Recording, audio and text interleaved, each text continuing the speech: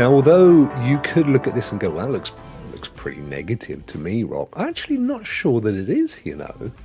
The UK Competition and Market Authority, they have turned down the Activision Blizzard King. See, everybody refers to it as Activision Blizzard. It's Activision Blizzard King. The deal's been blocked, albeit there is a right to appeal, and yes, they will appeal. I'm not going to go this in detail, guys, because you're going to hear Clive do it in detail. You're going to hear MM2K do it in detail. You're going to get the Cloud Gaming Extreme boys, and of course, you'll even get Rokk players tomorrow going through it in detail. But the summation of it all is that they were happy. They were actually happy with the whole PlayStation thing. What they have said they're not happy about, which is interesting, is cloud gaming, which is why it's relevant to us today. And what they're saying is, it's a little bit, what? They're basically saying that, yeah, we get the fact that you've offered Boosteroid and Nintendo via Ubitus and Nvidia access to your PC games over a 10-year period. But they've gone on to say, but what about those outfits like Blacknut and Utomic, or even Amazon Luna, where they have a portfolio, a parcel of games, and you've not offered any of this to them? And isn't that therefore divisive? I mean, it's an interesting point. Of course, what it means is that Microsoft have got to completely rethink how this works, because those guys over there, the ones that have been offered the deal, they're simply being given the green flag to import those games from existing vendors like Steam and GOG and Epic, whereas Luna and Utomic and Blacknut, they will have to go via a completely different process. For a start, they don't charge on a game per game basis, whereas the other guys, you've got to own the game and bring it to the platform. So it would mean that they would have to have some kind of licensing deal. And Microsoft are like, but that's not how it works, CMA. You're completely missing the point. And CMA is saying, well, whether we are or we're not happy, because what you're doing is you are forcing the market to go down the GeForce Now and the Boosteroid model, which is going to stifle and ultimately kill off the Blacknuts and the Utomics and the Amazon Lunas. And I think my jury is out on this one, by the way. I don't have an axe to grind anywhere. I'm not backing anything, but it's interesting to see their take. Now, this is why I think it's Happy Wednesday. I think these impediments are easily lifted. I mean, these are not, in my book, these are not deal breakers. They simply require Microsoft to come back with some expanded model that encompasses everybody, that says that games are available. It will mean that those other guys are going to have to sign licenses or expand their models. So, for example, we know Amazon Luna has a channel for Ubisoft or for Jackbot Games. Maybe they've got to do one for Microsoft games as well.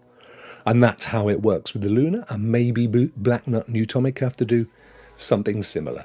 But I think they'll square that off. The problem in the meantime is things like this. So here is Activision Blizzard stock over the last 5 days. Here it was, happily bobbing along at $85.50. And then look at this today. Boing! It's dropped 7.68 over the past 5 days. It's down 6.58, so it's come up a little bit.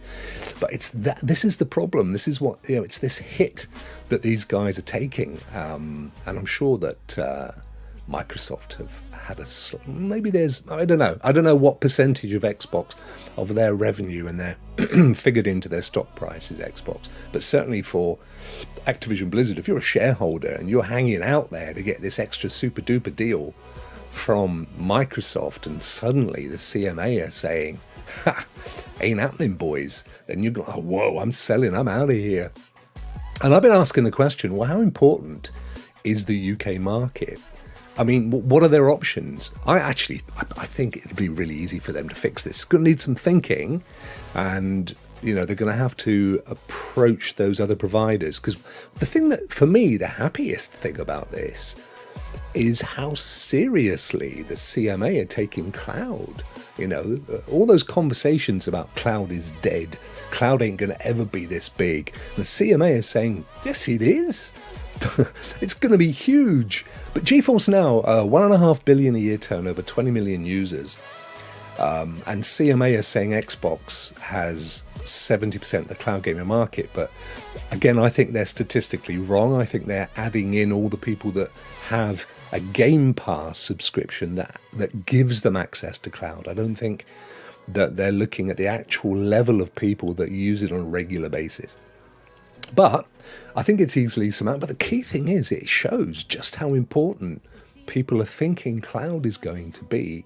And they are really, really keen to make sure that nothing is going to sway it in a direction that will ultimately only benefit a handful of players. And let's not forget, GeForce Now at the moment, by far the most successful cloud platform or cloud gaming service. Boosteroid are up and coming, but Boosteroid are really cozying up with Microsoft and doing, Microsoft have almost taken them under their wing. So if you've got Microsoft and Boosteroid versus GeForce, that ain't good for cloud.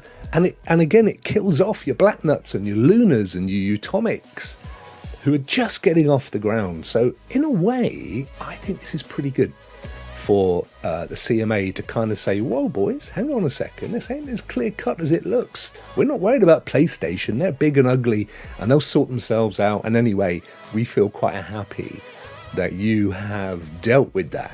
What we're concerned about, though, is this cloud thing, which is just getting off the ground. And if you take this model that you've just gone around, done all these 10-year deals, which, by the way, there's no sign of any of them yet providing evidence that it has happened.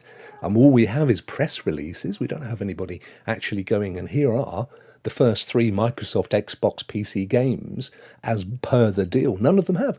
And at the end of all of those contracts, it said, and you can get Call of Duty if the deal goes through, and so on and so forth. So I think the CMA are like, we don't want to be too cynical, but proof's in the pudding. Anyway, that's it. I wanted to cover it off because, it kind of is in our thing, isn't it? So there you go. I think the most interesting is the 10-year deal with Nintendo. There has to be an unannounced... No, I tell you what that's all about, my friend. I'm going to go back to Welcome. We can talk about it there. Yeah, I looked at this. So there probably is some new Nintendo hardware coming, but it isn't... That deal isn't because of that. What it's to do with is... the Switch has been for a little while playing with you as a user being able to play fully grown up AAA well beyond the technical spec of the Switch via cloud, which is why the deal is Nintendo and Ubitus, because Ubitus is the company that ports or optimizes the games, invariably PC, to run as cloud games on the Switch. So it's really all they really do is open up a browser which allows you to play that game on the Switch, because it's perfectly capable of running YouTube because you can install YouTube on it. And that's essentially... No, that's absolutely fine, my friend. I thought the same thing when I first saw that deal. But the missing bit that people weren't spotting was the Ubitus connection. And they're the outfit. Their only job in life is to create cloud experiences. And they're the guys who pulled all of the other games that you can play, like Resident Evil and stuff, onto the Switch, because you couldn't play them on there. We know that. It hasn't got the guts for it. But of course, via cloud, it can. The shame is that, if I was the CMA, I'd be saying to Nintendo, hey guys, why can't we play GeForce Now or Boosteroid on a Switch as well? Let's talk about monopolies. Hey Switch, why can't we play Amazon Luna games on there? perfectly capable of doing it. All you got to do is open up a browser, which doesn't exist on a Switch, but just a port that you can't use for anything other than to play that game. So, but nobody's mentioning this. And, if you look at them, all of them across the field, they're all, exactly, Metal Wolf. That's my whole point. It's my whole point. Across the field, it's one thing to beat one guy's horse, because it's a bigger, stronger horse than all the other guys in the race. But equally, they've all got their own little paywalls, their own little closed environments and things. If you're gonna apply that stick to one, then it seems to me only fair you apply that stick to all. But I suppose, in fairness, if somebody brought the case to the CMA or whoever the bodies are, then they'd probably have to look at it. But in this case, it's not their remit to go around the world and fight the good fight. There's got to be a reason for it. In this case, it was because Microsoft had put out that they want to merge with this large outfit, one of the biggest software game developers in the world, and therefore it was incumbent on CMA or all the other bodies to have a look at the deal and see if it creates unfair or uncompetitive advantages. I actually think they're already there, already out there, but nobody, it's only now that these guys are going, I didn't really understand gaming before. It's kind of making sense now. Yep, exactly, Crow. Exactly, my friend. It is, at the moment, it really does feel like Microsoft are getting unduly beaten with a stick. But to be fair, that's simply because they've come to market with this requirement to have that deal pushed through. I think if the tables were turned and it was Sony, there would be equal, analysis.